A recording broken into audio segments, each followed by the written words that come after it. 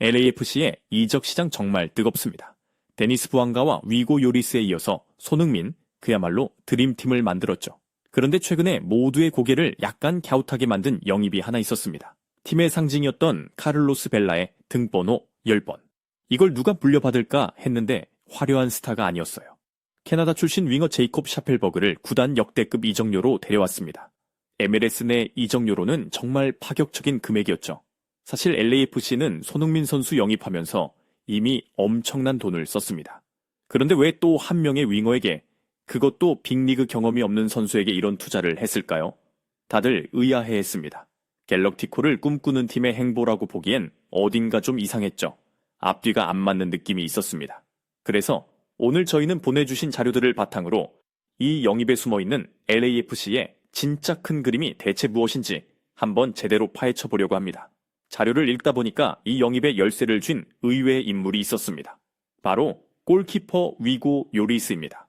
보통 골키퍼가 팀의 공격수 영입에 이렇게까지 깊이 관여하는 경우는 거의 없습니다.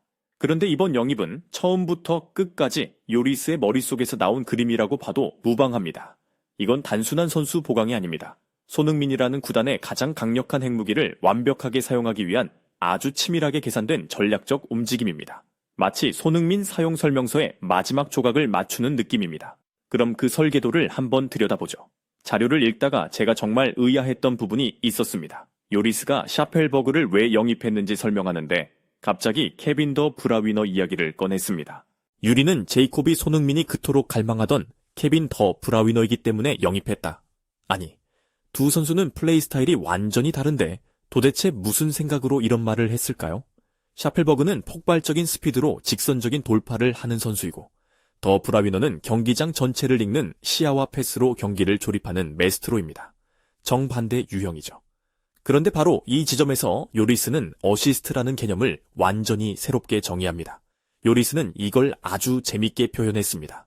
케빈 더 브라위너는 공으로 어시스트하지만 제이콥 샤펠버그는 공간으로 어시스트한다. 공간으로 하는 어시스트라. 말은 정말 멋있지만 솔직히 너무 추상적으로 들립니다. 경기장에서 그게 실제로 어떻게 구현된다는 걸까요? 상대 수비수가 바보도 아니고 한 선수에게 계속 끌려다니지만은 않을 텐데요.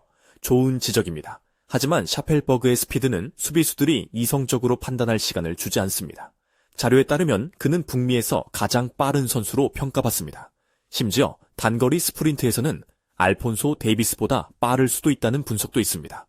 그가 왼쪽 측면에서 공을 잡고 폭발적으로 달리기 시작하면 상대 오른쪽 풀백은 본능적으로 뒤로 물러서면서 막을 수밖에 없습니다. 일단 막아야 하니까요. 여기서부터 이제 연쇄 반응이 시작됩니다. 풀백 혼자서는 샤펠버그를 절대 막을 수 없으니 가장 가까운 중앙 수비수가 협력 수비를 하러 측면으로 끌려 나오게 됩니다. 때로는 미드필더까지 가세하죠. 순식간에 두세 명의 수비수가 공이 없는 손흥민이 아니라 공을 가진 샤펠버그라는 자석에 이끌려 한쪽으로 확 쏠리는 겁니다. 그렇게 수비 라인 전체에 균열이 생기는 것이군요. 의도적으로 과부하를 걸어 시스템을 무너뜨리는 해킹처럼 말이죠. 바로 그 순간 상대 수비의 심장부, 페널티 박스 정면의 거대한 진공 상태, 즉 공간이 생겨나는 겁니다. 이것이 바로 요리스가 말한 손흥민에게 배달되는 완벽한 어시스트입니다. 손흥민 같은 월드클래스 공격수에게는 발 앞에 공을 떠먹여주는 것보다 슈팅할 수 있는 그 찰나의 시간과 공간을 열어주는 것이 훨씬 더 치명적이라는 것을 요리스는 정확히 알고 있었던 겁니다. 듣고 보니 요리스의 그 표현이 정말 기가 막힙니다. 제이콥이 뜨기 때문에 손흥민은 뚫을 필요가 없다. 마치 손흥민의 체력까지 관리해주는 전담 페이스메이커 같습니다. 토트넘 시절 막바지나 대표팀에서 손흥민 선수는 종종 직접 수비수들을 끌고 다니면서 공간을 만들고 또 직접 마무리까지 해야 하는 부담을 졌습니다. 보는 내내 답답했던 기억이 납니다. 결국 본인이 하프라인까지 내려와서 공을 받고 수비수 서너 명을 달고 올라가야 하는 그런 비효율적인 장면이 반복됐습니다. LAFC의 해법은 그와 정반대입니다. 바로 경기장의 좌우폭을 극한까지 활용하는 것이죠. 오른쪽에는 이미 데니스 부앙가라는 확실한 크랙이 있고 이제 왼쪽 측면에는 제이콥 샤펠버그라는 또 다른 초음속 엔진을 장착한 겁니다. 즉 양쪽 윙어들을 거의 터치라인에 붙여서 축구장이 아니라 미식 축구장처럼 경기장을 넓게 쓰겠다는 전략인 것이죠. 정확합니다. 상대 수비를 좌우로 최대한 찢어놓겠다는 전략이죠. 특히 왼발잡이 샤펠버그는 전통적인 윙어처럼 측면에 넓게 붙어서 플레이하는 유형입니다. 그가 왼쪽 터치라인 근처에서 공을 잡는 순간 상대 수비진은 아주 고통스러운 선택의 기로에 놓입니다. 어떤 선택이냐면 오른쪽 풀백이 그를 따라 측면으로 넓게 벌리면 중앙 수비수와의 간격이 벌어지게 됩니다. 그 공간을 손흥민이 파고들겠죠. 반대로 풀백이 중앙 간격을 유지하면서 버티면 샤펠버그에게는 1대1 돌파를 할 수 있는 드넓은 공간이 생기는 겁니다. 어느 쪽이든 LAFC에게는 유리한 상황이 만들어지는 셈이죠. 이제 공식이 보입니다.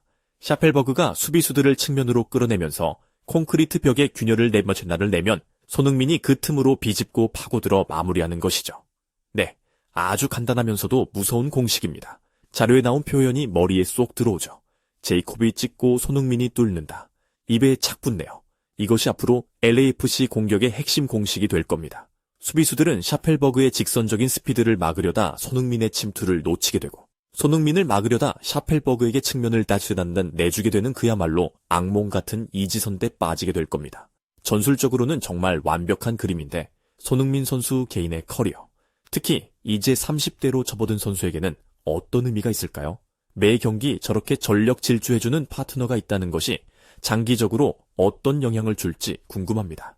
이 부분이 바로 이번 영입의 활용점정이라고 할 수 있습니다. 요리스는 샤펠버그를 LAFC라는 F1 머신에 장착한 새로운 터보 엔진에 비유합니다. 터보 엔진이라 아주 흥미로운 비유네요. 전방 압박, 수비 가담, 역습 상황에서 60m 이상을 질주하는 것 같은 에너지 소모가 큰 플레이들 말입니다. 이제 그건 터보 엔진인 샤펠버그가 도맡는다는 의미입니다. 덕분에 손흥민은 더 이상 수비 진영 깊숙이 내려와서 공을 받거나 불필요한 스프린트를 하면서 체력을 낭비할 필요가 없어진 것이죠. 그야말로 손흥민의 역할을 피니셔에 완벽하게 집중시킬 수 있게 되었다는 뜻이군요. 요리스의 표현이 정말 소름 돋을 정도로 인상적입니다. 뭐라고 했냐면요. 이제 손흥민은 결승선에 가만히 서서 발톱을 갈며 제이콥이 사냥감을 몰아오길 기다리기만 하면 된다. 상상만 해도 상대팀에게는 정말 공포스러운 장면입니다. 경기 내내 체력을 비축한 손흥민이 가장 중요한 순간에 가장 위협적인 위치에서 기회만 엿보고 있는 겁니다. 랜던 도너번이 이 조합을 보고 사기 캐릭터라고 했던 것이 기억나네요. 네, 맞습니다. 샤펠버그가 만들어주는 공간 덕분에 손흥민이 시즌당 최소 10골은 더 넣을 거라고 하던데 지금 이야기를 들어보니 전혀 과장된 예측이 아닌 것 같습니다. MLS의 레전드가 보기에도 그 시너지가 눈에 선했던 것이죠. 심지어 샤펠버그의 캐나다 대표팀 동료인 알폰소 데이비스는 이런 말도 했습니다. 샤펠버그는 지칠 줄 모르는 체력 괴물이다. 손흥민은 첫 훈련부터 그를 사랑하게 될 것이다. 팀을 위해 기꺼이 자신을 희생하는 선수라는 것을 세계적인 스타가 보증해준 셈이죠. 한 분석가의 코멘트도 이 모든 상황을 정확히 꿰뚫고 있습니다. 손흥민에게는 함께 춤추는 아티스트가 아니라 묵묵히 밥상을 차려주는 사람이 필요해서 했는데 샤펠버그가 바로 그 사람이다 라는 평가였죠. 그 평가가 이번 영입의 모든 것을 요약해준다고 봅니다.